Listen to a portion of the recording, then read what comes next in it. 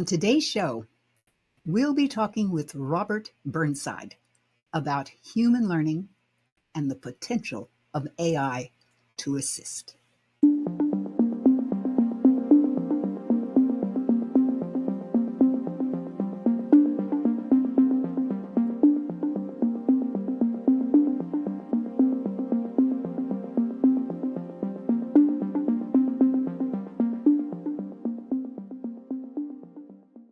Thank you for joining me today. I'm Madelyn Blair, and this is Unlocked, a show all about unlocking the resilient leader in you.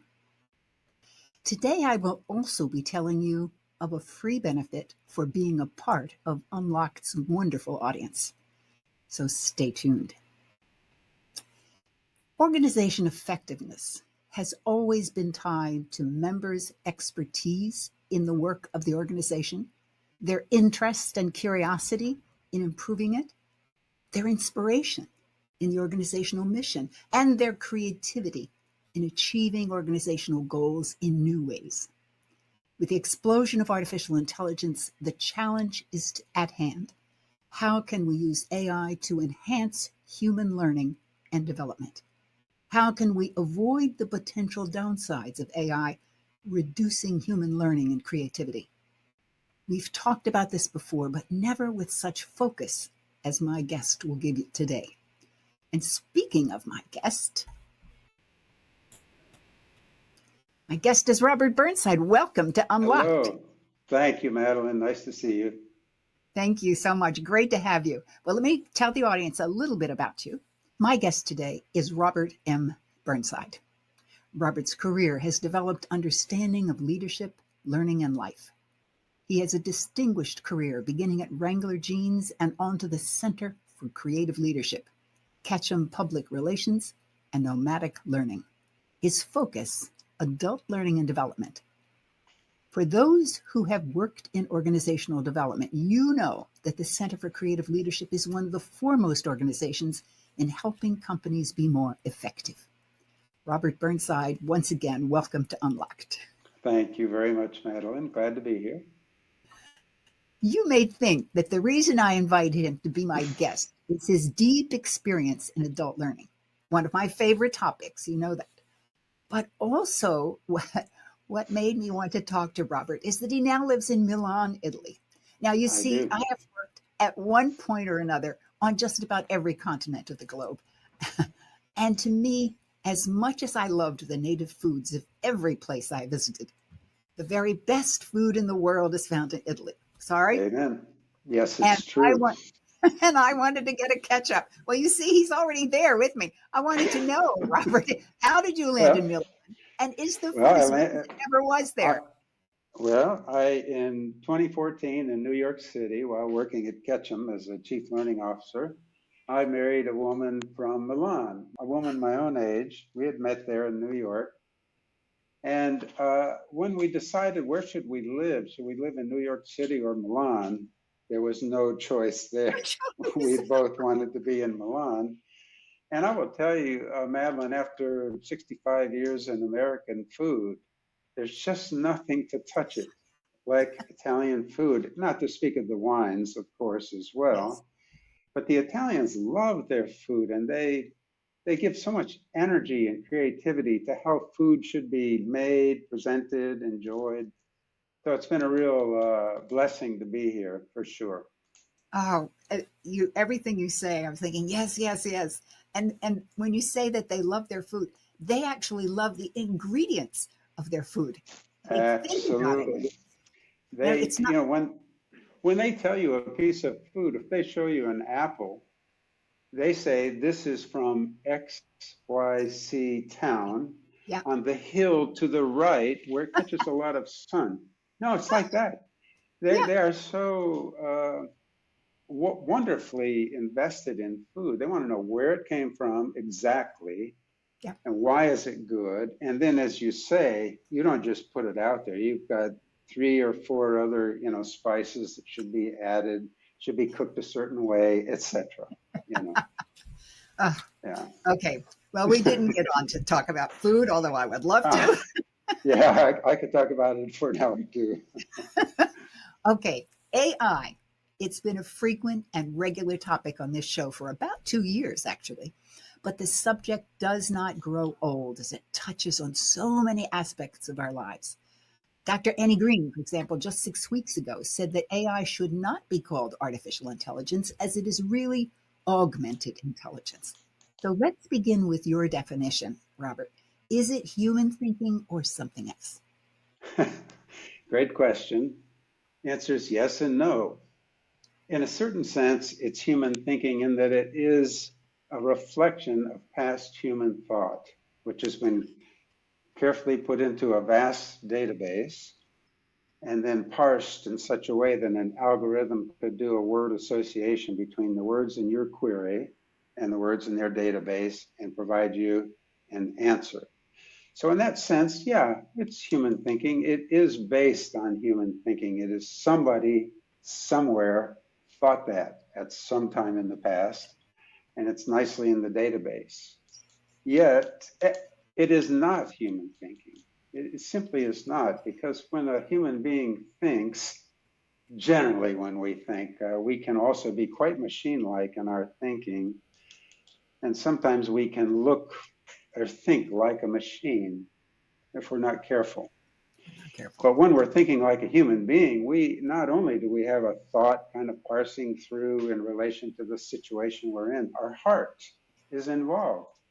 We like this thought or we dislike it, but our heart, our emotions are there. We want to know about this or we want to not know about it, you know.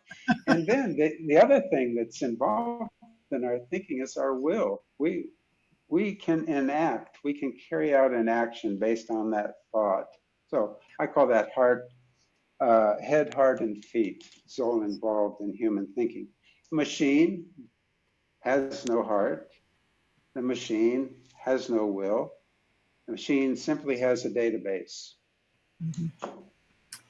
I love that distinction because I have often worked with managers where they think that they're making rational decisions that don't have any emotion in them. And I just sort of shake my head and say, sorry, you can't make a decision without emotion. So it's Amen. part of the thinking It's true. process. Yeah. Well, True. how are organizations today currently using AI and what are the effects of that? Yeah, I'd say the first thing we've all grabbed onto immediately is productivity, because there are a lot of actions or activities in our organizations that are simply repetitive. Mhm. A great example is when you call your insurance agent or your bank and you get a voice that says, choose from these 7 options, and you immediately you're going crazy. You listen and then you have to choose option 6. Option 6 says, choose from these 7 other options. But at that point, you're going crazy. Well, AI, no problem. You put AI there. AI uses your voice and the words in your voice to decide what you need and it just brings it to you. So in that sense, AI is a blessing. I mean, for any of us who've been frustrated with those long calls, AI is bringing a productivity and really an elegance to the interaction between the organization and the customer. So where organizations are currently grabbing it quickly is in places like that, where there's always a repetitive thing that you don't really need a human being to do it. In a sense, the machine can do it faster. Anywhere that they can save money, I'll give you another example here from the consulting field. Consultants generally in the past have had brilliant ideas, generally a model. They go to the client organization and say, we can help you bring this innovation into your product or your service. They say, great. And they say, the consultant would start with 6 to 8 weeks of study of all the information needed to bring to that client and of the client's organization in order to say, okay, given this, you should do this. AI does that in about 30 seconds, honestly, or actually with the deeper thinking ones that are out there now, maybe 5 minutes, but it used to be 6 weeks. So think of the money saved not only for the client, but also the consulting company. You can just get on with your work. So that's where we are first and foremost putting AI into our organizations, is where it reduces and brings content immediately at a much lower cost. Now, your area of focus has been human resources, HR. What are the most common ways AI has come into HR? Because I hear from young people, I sent in my application and it came back to me, 30 minutes later after carefully consideration, and they go, I know they haven't considered it. They've sent it into AI. Talk about that a bit, and what are the effects of this? Right. No, that's a good one, because what I would say, first of all, I have to back up a little bit and say HR, human resources. If you think about that, that treats the human being as a resource, as partially as if the human being is a machine. It's a resource to be used. And so much of the way we in our organizations have thought about our employees is that they're a resource, okay? Now, much of what we were doing was simply, let's look at their resume and see what they did and whether that fits with the job we're doing and do they have the skills we need. And what we find is that the AI does that faster, quicker, and to a certain extent better than me as the talent person reading 1,000 resumes to figure out which ones look good. So that's a very prominent first use in HR, is for recruitment, talent recruitment. And it's frustrating for the people sending in their resumes, which they often have built with AI, to get a to get a response like that. But it's actually still quite useful, because AI will parse through all that data and find this candidate likely has the skill needed for that particular job. So that's the first way we're using it. A second way is content development, and my career has been very much in L&D, leadership development, but also just learning and development for adult human beings in organizations. And to be honest with you, Madelyn, I hate to say this after having spent 40 years in the field, but we actually called it training. Just think about that. If you are training something, you're putting down a track, you're making that person go on that track as if there's one right answer, and then we'll test you to see if you know that answer. And a lot of what we've delivered over the many years in learning and development was simply one size fits all content that we decided in advance was really necessary, and everybody had to take it, even though they had different levels of understanding, different needs in their particular roles. Now, what AI is doing is allowing us to bring content to that individual that they need, much like you and I are using with our chat GPTs. You put in a query, it brings an answer to your query.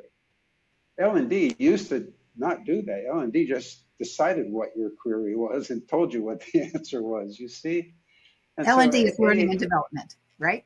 Yes, learning, thank you, learning and development. That's been a function and still is a function. In fact, we'll talk more about this later if we want, but L&D is becoming a more critical function for the organization in the time of AI, because AI has so compressed the time in which people can learn and people can change and people can know things, that we're all going to have to be learning faster, quicker, harder, and 24/7 in the future.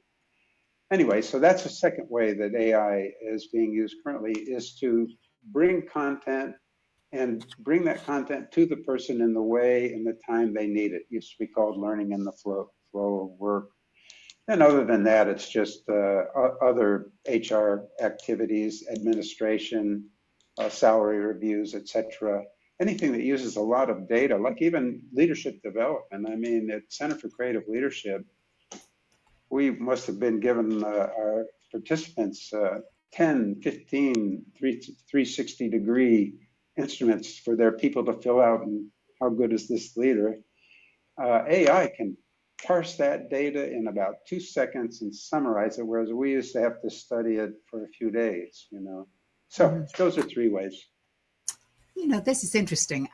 I've done a lot of sociological studies in organizations, and you would interview people, and you'd have pages and pages of interview notes. And my husband was talking to me this morning. In fact, he said, "How do you do that today, Madelyn?" And I said, "Well," he said, "Would AI help you?" And I said, "Well, I think sometimes it would, because it would take me sometimes days to parse through maybe 6,000, I'll call them completed thoughts." That's what I was referring to. Yes. Thoughts. Okay. And I said, but it was only in reading them that I understood what the issues were. Right. So I'm curious if you think, and from your experience, maybe you're going to tell me the answer to this. Does AI go through 6,000 items and tell you these are the 17 issues? Or do you really have to have some idea of what those issues are first? What AI does very well is it gets you those 17 issues very well. Actually, I would say 90 to 95% accuracy. There's still some hallucinations, as it's called, but in general, it's a very highly skilled assessment of issues. What it doesn't know, which you know when you read these comments, you can assess the value of that comment. You have some context for it. You're like, oh, this person's crazy to have said that. AI doesn't know they're crazy to have said that. Or you might say, oh, this is a very thoughtful comment from this person. You see what I mean? You have a sense of the value and the context within which that concept was given. AI doesn't. But it is brilliant at giving you those 17 issues. Then you still need to say, when you get to 17 issues, you would probably say, these are the 3 of most important to me. And then you'd say to AI, give me the best examples of these issues. And then you'd read those comments and you'd decide if they're valuable. You see what I mean? Yes, I do. Yeah. Well, so okay. You know, in that sense, AI is, as your participant said a few weeks ago, it's an augmentation of intelligence. It's it helps us be intelligent, but it's not intelligent in itself. Yeah. Well, let's shift back over to the human side. Sure. And you said you were going to talk a little bit about human learning, and then how AI really can work in that process. Yes. Yeah. You know, how does a human being learn? Sorry to laugh, but what I would say over many years of working with human beings learning, we learn the best when we care something about what we're learning, when we think, I'd really like to know that. I'm curious about it. Oh my God, why do they do that? I'd like to know. Okay. When you're curious about something, you have a desire to understand that, and then you have a motivation to do the effort of understanding it. Go get the data, look at it, think about it, et cetera, et cetera. That's when we learn, and we learn the best when we are motivated and engaged. We don't learn as well when I've been told, you need to learn this, Robert. Okay, you know, and if you want to be promoted in this company, you better do this and learn this. Yes, sir. You know, okay. That's not as good a motivation for learning, but we have all been conditioned to learn that way from high school, really, from our schools. Our whole way of thinking about things has been too machine-like, to be honest with you. And so how do human beings learn? We learn when we are interested and we care to know, and it fits with our context, and it kind of fits in the whole milieu of our life. It's a very living kind of thinking. Whereas AI is a dead kind of thinking. It's a dead thought. Somebody thought it. Actually, now it's just words being algorithmically, mathematically associated with the words in your query. So it's not living. It's a dead thing. But our human being thinking is full of life generally. We can also be pretty machine-like. I like that. Just that simple word, we are living, because living implies malleability, it implies change. Today, you can look at the data and come to one conclusion. Tomorrow, you can see the same data and come to a different Exactly. conclusion. Because Yep. there's been maybe an experience between, or maybe just thinking in between. Yeah. Yeah. No, we're engaged and we're in connection with many forces and things around us. Not to speak of just our experiences ongoing. And thinking is in that context in a living connection to that. That's why the same data today, we can think differently about tomorrow if our context and other things have come into bearing with it. The machine, the AI, simply has the data. This is the data. And then it's up to us to make some sense of it, to understand whether that data is of value. Yeah. And another aspect of living is that our brains themselves take time at night to sift through things and make unbelievable connections that don't have any relationship to reality. Right. But that's what the brain does to test. Is this a possibility? Is that a possibility? So sleeping is so Yeah. important. For example, when I ran retreats, I always like to have one night, at least one night, Right. to sleep. Right. Yep. And it Yep. made a big difference. It appeared, the person didn't think he did anything except sleep. Well, in fact, when it goes back to the same data, sees new Yeah. things. Yeah, it's true.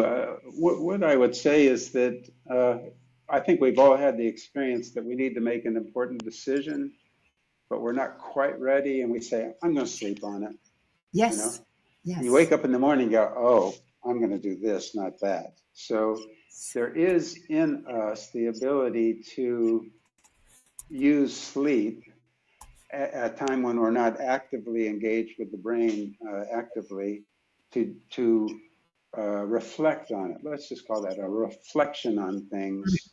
And then in the morning, we have a perspective that we brought out of ourselves, out of our sleep. Yeah. I have a feeling that may be what really differentiates us from AI. Well, I would say AI is, my computer here. When I'm ready to shut it off, it says, "Do you want me to sleep or do you want me closed?" I'm like, "Come on, you're just a machine." And what's strange about how we've developed our relationship to technology is to an extent a reflection of us. It appears like us. We created it after all. Yes, yes. And that's, I know we're going to get into this in a little bit. One of the dangers of AI is if we forget to stay actively alert to the fact it's a machine, not a human being. Because AI has gotten very good at acting human. It says, "Oh, Robert, what a brilliant thought you've had. Gosh, hadn't thought about that." This is a machine algorithm saying that, drives me crazy. But so we are, I would say for me, at the most core level of what I wish to do, I think that artificial intelligence is causing us a challenge to figure out what does it mean to be human, because it's very good at mimicking us. Oh, What does it mean to be human? It's a challenge, and we better wake up to it, honestly, to be honest with you. I love that challenge. What does it mean to be human? And does this Yeah, machine really help us? Because it's forcing us to distinguish ourselves. yeah. It is helpful. It is. There's no doubt it's helpful to us to bring this out information so quickly, pretty 95% accuracy, pretty good. But if we're not careful, we can lose the idea that it's just a machine. And we can actually let it prompt us to think, well, what's the difference for me? What's it mean for me to be human? And as you've seen probably, Madeline, right, in the press, there's a lot of consideration. Well, human skills are now becoming more important because AI is going to do the boring stuff. Now we just need human leadership skills, right? To your Yeah. point, let's make leadership effective, right? And those are called human skills. I'm still not sure that skills is the right thing to call empathy, for example. Is empathy a skill? Well, yeah, kind of. You can certainly describe it behaviorally, but is it a skill or is it something we learned through life, through the experiences of our life? That's one thing I would say about that differentiates humans from AI. Forces us to have to deal with this. Oh, I think you have picked the perfect word, empathy, because that recognizes that you acknowledge who you are, you acknowledge that others are like you, and forces you, if you will, to stand in their shoes, so that Right. empathy. Right. Yeah, it's interesting because the machine doesn't have shoes it stands in, nor can it stand in your shoes. It's just an algorithm. Give me the words in your question. I'll parse out the words in my database. It also Please. implies, in my mind, that, and you said that you get empathy from experiencing life, because sometimes our experiences are not only not verbal, they are not verbalizable. Right. And the machine depends on the language. Correct. That's absolutely correct. It has no experience to say that. It simply has no experience. Yet our empathy for another human being, with another human being, has our body involved, but also our soul, if we could call it that, and our spirit. And we can feel a kind of wow, I feel connected to this person or this community. And also, I'm not connected to this person Yes. community. Yeah, Right? yeah, yeah. It's both. Empathy is, as you say, can I stand in the other's shoes in a way that I actually see them and hear them and understand how they are, and can I compare that to myself and what I think and how I am? Yeah, that's a very human quality that the machine can't do. Yeah. Well, you quoted something that technology is neither good nor bad, nor Yeah, is neutral. Talk about yeah. that one. Now, I love that quote because technology is inert. It's dead. It's just a machine. It's, well, with our LLM, large language models, our LLMs are thousands and thousands of computers hooked up, consuming huge amounts of electricity and water, unfortunately. And then mathematically, through an algorithm, associating the words in your question to the words in their database and bringing you an answer. And it's very good. It's really good at that. But there's nothing there. There is simply nothing there. So technology is neither good nor bad. It has no point of view. It doesn't care. It's just going to tell you. And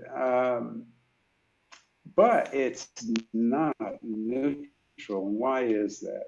Because the moment it's used by a human being, it's morally involved. The morals of that human being are involved, and they're going to use it for good or for evil, or stupidly, or well, or to learn, or to pass on misinformation. It's immediately not neutral as soon as a human being uses that technology. Until then, it's nothing. I gotcha. I hadn't thought about it from that particular perspective, because I know in preparing for our conversation, I said, okay, what does this mean? All right. But I hadn't thought about the fact that once a human is involved, it is no longer neutral. Full stop. It is that human's morality or Yeah. absence of morality is involved immediately. Yeah. Which is why empathy, the fact that we picked on that word empathy, is so important in relationship to this. I agree. If we step back a little bit and look at the wider world of artificial intelligence that's now, in a certain sense, overtaking our world in a way, And we think about to what extent so far in our use of technology, and here we can go back to computers and the start of Facebook and the start of social media, we can go back 20, 30 years easily and ask ourselves, is it helping us to be more empathetic with our fellow human beings, or is it actually helping us to be more divided from others, right? Mm-hmm. And you can find both. You can find ways in which social media technology has helped us be more like you and I are connected with technology today. Thank God. It's nice. It's great. But much of what social media is doing and the AI algorithms are doing is promoting separateness from human beings. You might say destroying empathy in human beings as if it's useless, worthless, you know, should hate this other person. So again, it's neither good nor bad, nor is it neutral. It's being used both ways. A quote Elon Musk said, and I wish he hadn't said it, but he said, empathy is the great weakness of Western democracies. I thought, come on, my friend. But when I look at some of what is being done in the name of AI and with Elon Musk, Grok, and his other stuff, it celebrates division. It celebrates separateness. It celebrates opinion, deciding what the other is. I'll say one thing here. I think this could be useful in terms of trying to understand the difference between a human being and AI. AI and technology in general gives us an answer. It's the answer. And the tech companies are very proud to be saying, oh, pretty soon we're going to have super intelligence, better than any human could ever do, and it will give us the answer. Well, No, guess what? Yeah, it's going to the give us. answer. It's going to be giving us an answer. Right, but they're going to say it's the answer, Yeah. and everyone should think this answer. That's like a prison of thought.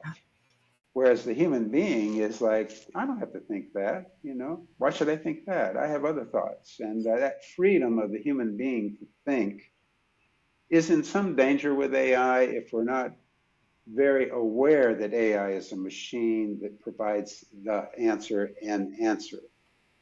Whereas with human beings, we need to think about it, put it in context, parse it out, spend some time with it. And so, yeah, I think we have to be careful about this super intelligence idea of the big companies. Another thought comes to mind, and that is, as you were talking, and I was reminded that AI comes from what we have already done, our words that have already been done. My sense is if we depend on it, it will limit our creativity because it'll only be coming from things we have already done. Yeah. Am I seeing it wrong? No, I think that's perfectly correct because it is of the past. It's bringing, you know, really useful, wonderful ideas that somebody thought and then okay. But it is from the past. Now, it will also predict for you the future based on the past, much like we can all do. Well, based on this and this and this happened, probably this might happen in the future. It can do that as well. But it has no experience of the past, nor any experience of the future. As human beings, I think we live as struggling in the present moment between our past and the future we'd like to see, you know? Yeah. I know you know this as a leadership development person. You know that people strive to become something from where they are based on what they've been, right? And that's something that only humans can do. I don't know, Madelyn, what do you think? How do you help a leader develop more effectively? Aren't they in the present, struggling for the future based on the past, something like that? The answer is yes. Although I must say, when I work with leaders, I tend to have them also look at their past. But I look at the past from the perspective of their experiences. So tell me a story about a particular experience. Tell me another Yeah, story about a particular experience. yeah, And yeah, and it's in that they touch on what you talked about earlier, their morals, their ethics, their yeah, values, and yeah, those get highlighted from their past experiences. Then once they're clear on that, oh, then it's incredibly easy for them to project themselves into the future. yeah, yeah. My wife is a leadership coach, and she has the leaders she works with develop Ah, metaphor for yes. how are they in the past and now, what do they wish Yes. to become. Yeah. And as you say, they are very creative with that, and they have a lot of energy about what they wish to develop in the future. I agree entirely with you. It's based on the past. I mean, CCL, Center for Creative Leadership, those 360s, leadership development, they're all past behaviors. They're Right. study Right. of people. How has this person been? Then, if you put them in a situation with others in a safe place, they can talk about things. CCL also does simulations, Yeah. simulated companies, and they enact and they debrief. What did I do? What did you think? That is based on the past, but in the present, given the past and some reflection, what might I become? Yeah. Yeah, yeah, Yeah. and we can do that. You can do that as a leadership coach. We can do that as people helping people grow and develop. A machine can't do that. It's just going Yeah. to calculate something, you know. Yeah. I hate to move away from this topic. It's one of Sure, my favorite topics. But sure, sure. I think it's important to get your perspective on what would be the impact of AI if it's really misused, as I think in Misused. some cases it is. But Yep, I want to leave it to you to express that. yeah. It's misused if I'll stay for now in an HR organizational context, Hmm. okay? In an organizational context, it's misused if it's presented as if it holds something equal to the human being. That's when it's misused. Because if I'm a human being and I'm working in my organization says this AI knows better than you what to do here. I'm going to be pretty dispirited and not want to learn anymore, you Yeah. know? And so AI within an organizational context, there is some danger if we overinflate what it's able to do and equate it with a human being. And we're in some danger of that. I think generally people know that's not so, but there are some organizations that go all the way in on that. Yeah, AI is better. The human being's just a mess, we're going to do this. And that's just within organizational context. Now, we could step back and look at the broader world context. I don't know if you want to do that in this particular time. I don't usually, but I would like your thoughts. Maybe just one Okay. or two, Okay, one or two. Yeah. I because think, you can see it now from the other side of the pond. yeah, I do. What I would say is the broader use of artificial intelligence in the world is requiring us to know what does it mean to be a human being. And if we're unwilling to wake up to that and to ask ourselves and to do the labor of understanding that, AI will gladly tell us what we are. It will gladly say, I know better than you who you are. Let me tell you who you are. Some danger we lose our ability to be creative, to know that we can create our future that we want, to know that the past is the past, but it depends on how you look at it to find its value. So there's just some globally if we don't wake up to what it means to be human. That's what I would say. As you were talking, the word that I wrote down is agency. We will lose our sense of agency. Yeah, I was thinking about all the tests that you do, that you talked about at the yeah, Creative Leadership Center. The yeah, Those were all from the past, and yeah, I have watched managers unknowingly, because they were just simply ignorant of what they were supposed to be, what it's supposed yeah, to mean. yeah. making judgments on an individual based on Yeah. their past experience, never thinking, but this person has shown initiative in this area. Right. Let Right. us assume that he also not only can but wants to change. And what and a good manager knows that. And they look at that and Yep. say, that's the past. All right, now where do we want to go and how do we adjust for those Yep. weaknesses? All right. Yep. So here what we're saying is if we allow AI to tell us who we are as humans, we actually lose that ability to say, wait, you're talking from the Right. past. I still have Right. control of the future. Good. Correct. I think that's a really good insight. And the AI firms selling artificial intelligence are using the word agent. AI will become an agent for you. They're using that term. AI will soon have agency. It will make decisions. And this is true. And we as human beings can say, okay, AI agent, I allow you to make this decision within these contexts and these rules. Now I hold responsibility. So I don't know if I would call that agency. It over inflates what artificial intelligence is. I wish we would call that instead to say useful short-term black-white decision making. Yeah, I mean AI is going to be pretty good on that. But you know what you just described is a chess game. Mm-hmm. In other words, you can make the decision. Here are all the Yep. parameters. This is what you can Yep. do, what you Yep. can't do. These are the Yep. limitations. Now make the decision Yep. within. That's why AI does plays chess extremely well. It can do Yeah. that. Yeah. It does. Yeah. But you No, can't. it's going to be a very useful agent. I Yeah. just the word I get irritated because my field, the HR field, is talking about AI is going to be a team member. That drives me crazy. Come on. Okay, I understand in our team we also have an AI tool that we've developed that studies our team, watches our behavior, and gives us information all the time. Say, oh, you did this, this, this, had this result. What do you think? You want to change that? Okay, fine.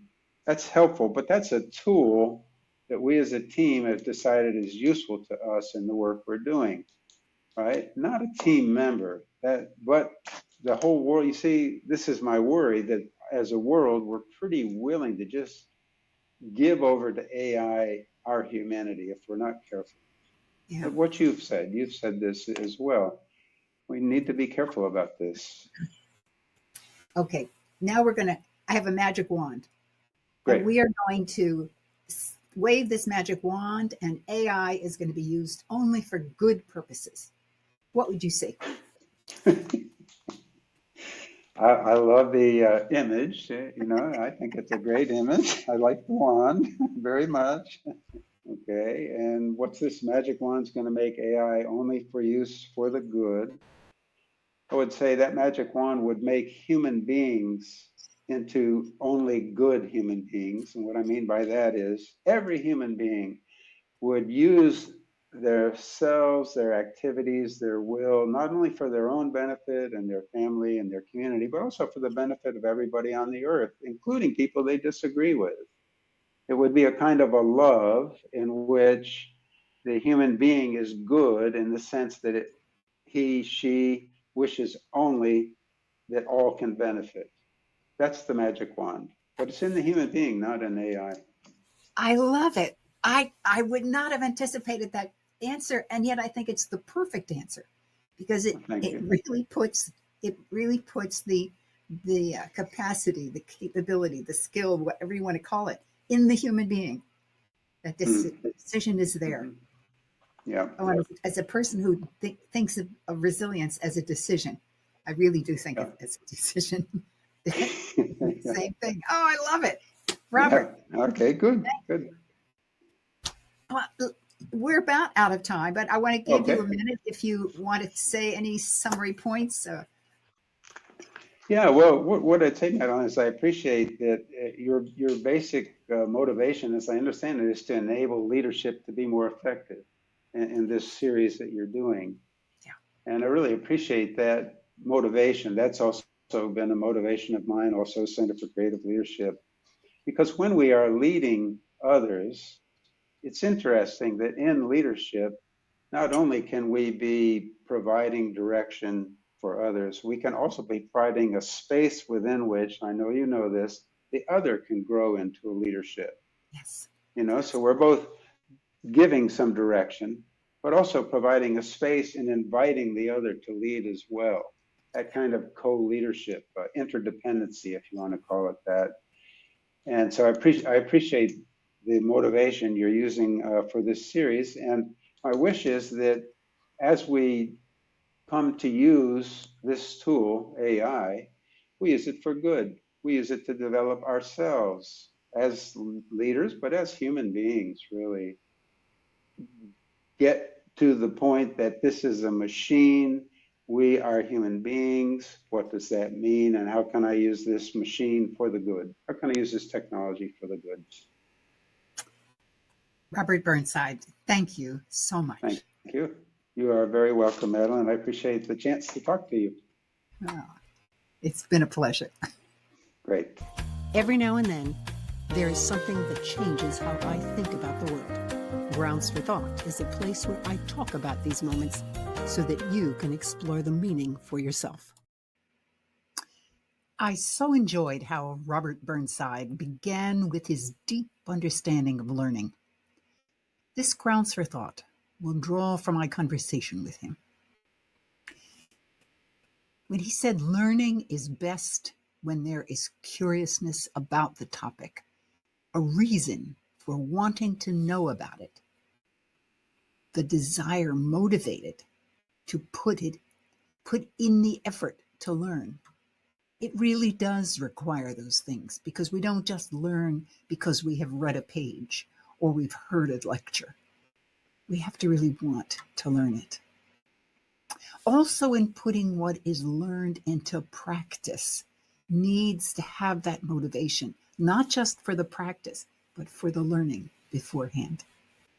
So any learning that is done because we are told to learn it may lead to no real learning and little incentive to practice what is learned. So AI can make the knowledge transfer quicker by presenting the knowledge, but it can't make you learn from it. He also questioned if empathy is a skill. Training is all about developing skills. Is empathy something we learn through life's experiences? And he and I talked about the fact that some lessons are actually never learned through words. They're learned through feelings or experiences. And you have to keep in mind that AI is looking at the words, so it misses this other stuff. Empathy allows us to have relationships with others. And without relationships, we become isolated.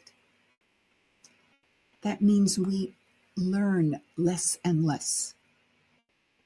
We become lonely and despondent, sometimes depressed, sometimes even suicidal.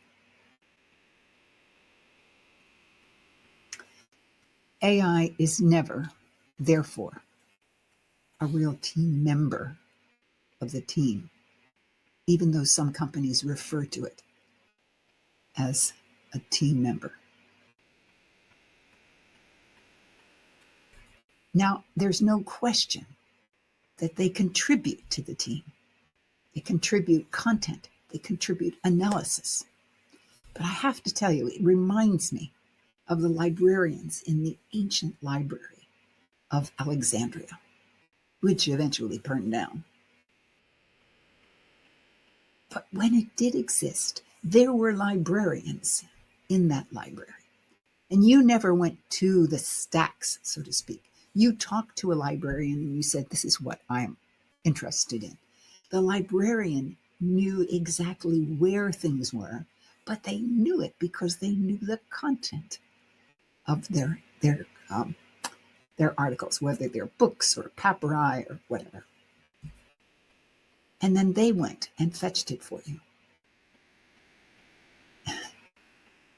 So if you asked them for, give me something around about a particular topic, he knew where to go and get them with the right books coming back to you. It was a different kind of AI, so to speak. But in the end, you were the one who had to then absorb it, process it, think about it, and reflect on it, and make any decisions.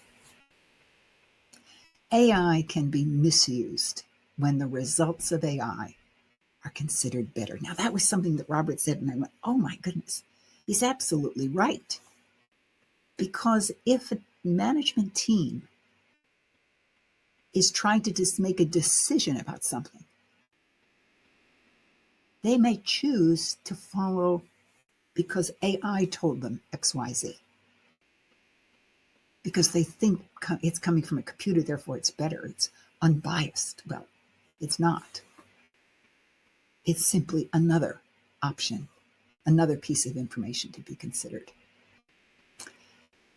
And I think in my conversation with Robert, I came upon a real conundrum. I often think about how you want to always, when you're working with young people or colleagues, you always want them to retain their agency. And what I mean by that is that they know they have the ability to do something. They know they have the ability to think about something. They know they have the ability to have an opinion, even if it's different than yours. And yet, we call our AI's agents.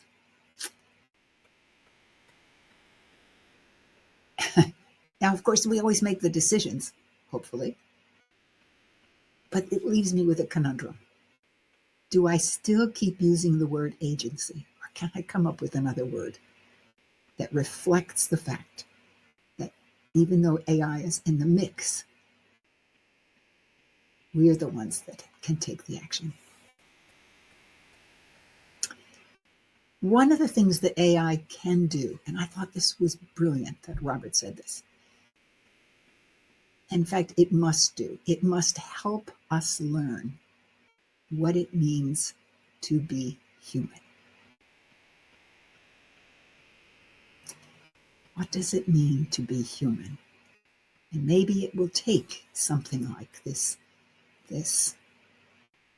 artificial machine that sounds like us, appears to think like us.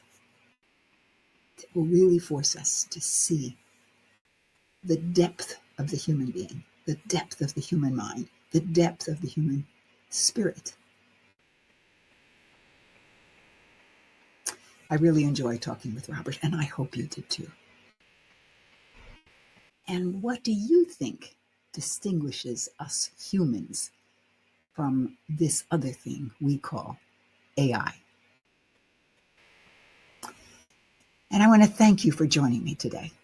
I hope you enjoyed the conversation because I know I really did.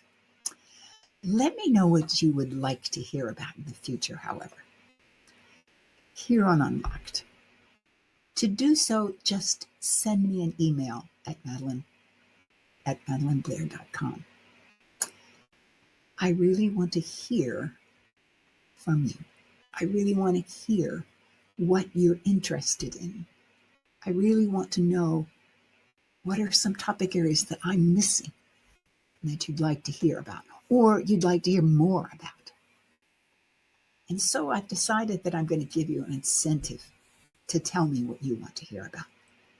If you would send me an email or questions of ideas of topics or questions, I will send you a free digital copy of my popular piece, 25 Tested Ways to Dramatically Raise Your Confidence, Creativity, and Resilience. Again, free of charge. And if you want to tell me that I'm covering exactly what you want to hear, send me an email to that effect. And you'll still qualify to get a copy of 25 Tested Ways to Dramatically Raise Your Confidence, Creativity, and Resilience.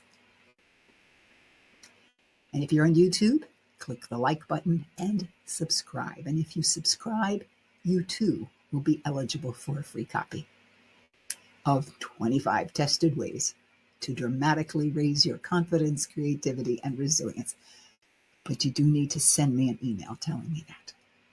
I'm Madelyn Blair, wishing you infinite possibilities as you unlock your resilient leader.